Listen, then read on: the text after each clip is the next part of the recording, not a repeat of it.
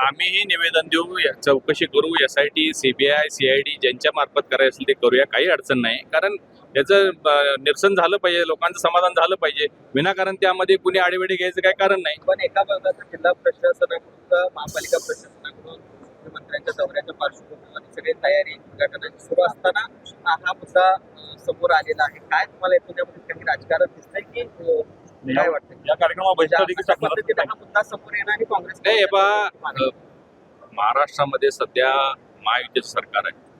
सन्मान्य मुख्यमंत्री देवेंद्रजी फडणवीस साहेब, मुख्यमंत्री एकनाथरावजी शिंदे आणि सुनेत्रताई अतिशय प्रभावी आणि चांगलं काम करतायत.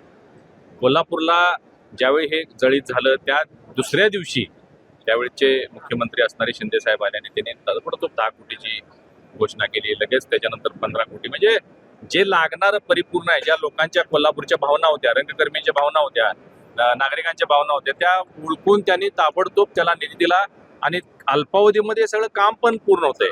आता एवढं सगळं चांगलं होत असताना जर लोकांनी त्याला विरोध करायचा किंवा काँग्रेसच्या किंवा विरोधी पक्षाच्या लोकांनी विरोध करायचा, हे योग्य नाही आहे. कोल्हापूरला भरभरून द्यायचं काम चालू आहे. विमानतळ झालेलं आहे, आता PME बसेस 100 येणार लागलेले आहेत, रेल्वे स्टेशनचं काम पूर्ण झालेलं आहे. शहरामध्ये आता हे पूर परिस्थितीच्या बचावासाठी जो 3200 कोटीचा प्रकल्प झालेला आहे, होणार आहे.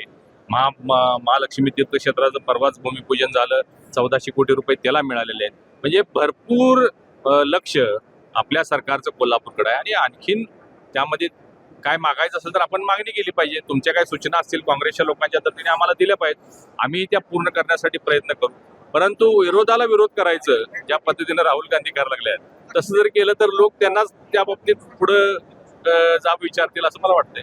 अमित शहा पुणे दौऱ्यावर काँग्रेसकडून या दौऱ्याला विरोध केला. आता त्यांना काही कामच राहिलेलं नाही आहे. अमित शहा साहेब हे एका खाजगी म्हणजे टिळक पुरस्कार देण्यासाठी, अजित डोवालजी यांना पुरस्कार देण्यासाठी ते पुण्यामध्ये येत आहेत. आता याला विरोध करायचं काय कारण आहे? म्हणजे काही कामच राहिलेलं नाही. मी सांगितलं तुम्हाला, दिल्लीमध्ये सुद्धा सुरुवातीला त्यांनी काय सांगितलं की पेपर फुटीवर चर्चा झाली पाहिजे, तोपर्यंत आम्ही सदन चालू देणार नाही. सरकारनं जाहीर केलं की आम्ही चर्चा करण्याला तयार आहोत, या तुम्ही. 8 दिवस त्यांनी सभागृह बंद पाडलं. चर्चेला या म्हटल्यानंतर सुद्धा त्याच्यानंतर दुसरा सूर त्यांनी काय काढला की राजीनामा झाल्याशिवाय आम्ही चर्चा करू देणार नाही. मग राजीनामा झाला तरी पुन्हा 1 आठवडा तसाच परत गोंधळात काढला. आता राजीनामा झाला, त्याच्यावर कायदा झाला, दोन्ही सभागृहामध्ये तो कायदा पास झाला. आता ते म्हणतात अमित शहा साहेबांनी राजीनामा दिला. म्हणजे त्यांना आता सध्या कुठलाही मुद्दा नसल्यामुळं अशा पद्धतीचे गोष्टी करून एक नरेटिव्ह सेट करायचा, लोकांचा संभ्रम करायचा, एवढंच काम त्यांच्याकडे राहिलेलं आहे. तशाच पद्धतीनं हे पुण्यामध्ये असेल, कोल्हापूरमध्ये असेल, त्यांच्याकडे आता काही दुसरा मुद्दा नसल्यामुळं चांगल्या कामाला विरोध करायचं काम ते करतायत, ते त्याने करून नये.